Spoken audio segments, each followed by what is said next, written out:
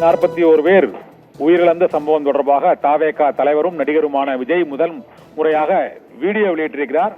சம்பவம் நிகழ்ந்து கடந்த சனிக்கிழமை ஒரு 7:30 மணி அளவில் நிகழ்ந்த இந்த சம்பவத்திற்கு 3 நாட்களுக்கு பிறகு இன்று ஒரு 3:40 மணிக்கு அவர் முதல் வீடியோவை வெளியிட்டிருக்கிறார். அவர் என்ன நினைக்கிறார் என்பதை அந்த வீடியோவில் அவர் வீடியோ பதிவில் முழுமையாக வெளியிட்டிருக்கிறார். அதில் இன்னும் வலிமையாக எனது அரசியல் பயணம் தொடரும் என்றும் 5 மாவட்டங்களுக்கு சென்றுள்ளேன், கரூரில் மட்டும் ஏன் இப்படி நடந்தது என்ற கேள்வியை எழுப்பியிருப்பதுடன் அப்போது உடனடியாக நான் கரூருக்கு அந்த 41 பேர் உயிரிழந்த சம்பவம் நிகழ்ந்தவுடன் சென்றிருந்தால் மேலும் பதற்றமான சூழ்நிலை ஏற்பட்டிருக்கும் என்றும் அனைத்து உண்மைகளும் விரைவில் வெளியே வரும் என்றும் விஜய் வெளியிட்டுள்ள அந்த வீடியோ பதிவில் குறிப்பிட்டிருக்கிறார்.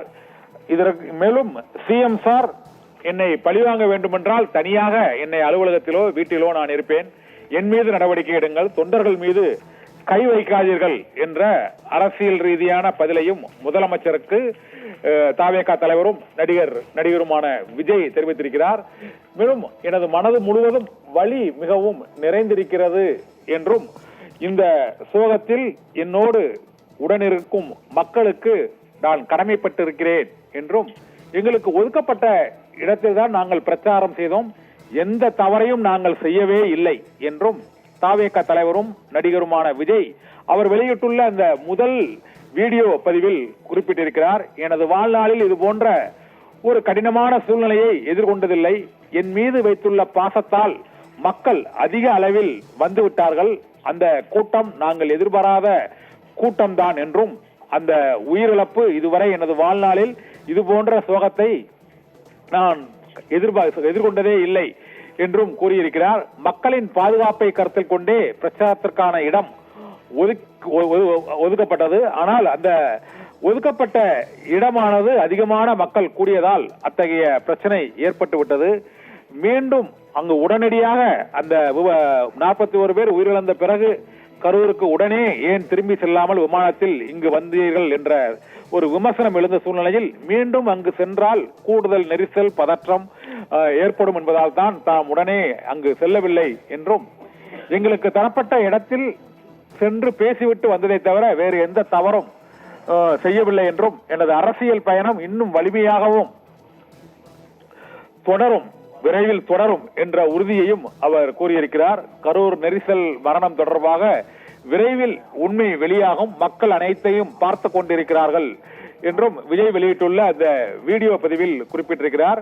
மருத்துவமனையில் சிகிச்சை பெற்று வருபவர்களையும் உயிரிழந்தவர்களின் உறவினர்களையும் விரைவில் சந்திப்பேன், கரூரை சேர்ந்த மக்கள் உண்மையை வெளியில் சொல்லும் போது கடவுளே நேரில் வந்து சொல்வது போல் இருக்கிறது என்றும் 3 நாட்களுக்கு பிறகு வீடியோ வெளியிட்ட விஜய் கரூரில் நடந்த அந்த நிகழ்வுக்காக தமது கடுமையான மன வலியில் இருக்கிறேன் என்று அவர் கூறியிருக்கிறார்.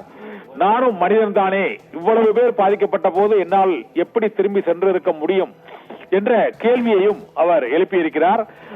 41 பேர் உயிரிழந்தவுடன் அடுத்த 2 மணி நேரத்தில் அவர் சென்னைக்கு திருச்சி வழியாக திரும்பியது தொடர்பான விமர்சனம் எழுந்தது போது அதற்கு பதிலளிக்கும் வகையில் நானும் ஒரு மனிதன் தானே, இவ்வளவு பேர் பாதிக்கப்பட்ட போது நான் எப்படி உடனே திரும்பி சென்றிருக்க முடியும், அவ்வாறு திரும்பி சென்றிருந்தால் மேலும் அதிகமான பாதிப்புகள் ஏற்பட்டிருக்கும் என்றும் எனது வாழ்க்கையில் இது போன்ற வழியை நான் அனுபவிக்கவே இல்லை என்றும் இந்த சூழலை புரிந்து கொண்டு எங்களுக்கு ஆதரவாக கருத்து தெரிவித்த மக்களுக்கு என்றும் கடமையுடனும் நன்றியுடனும் நாங்கள் இருப்போம் என்றும் தாவேகா தலைவர் நடிகர் விஜய் வெளியிட்டுள்ள அந்த வீடியோ பதிவில் குறிப்பிட்டிருக்கிறார்.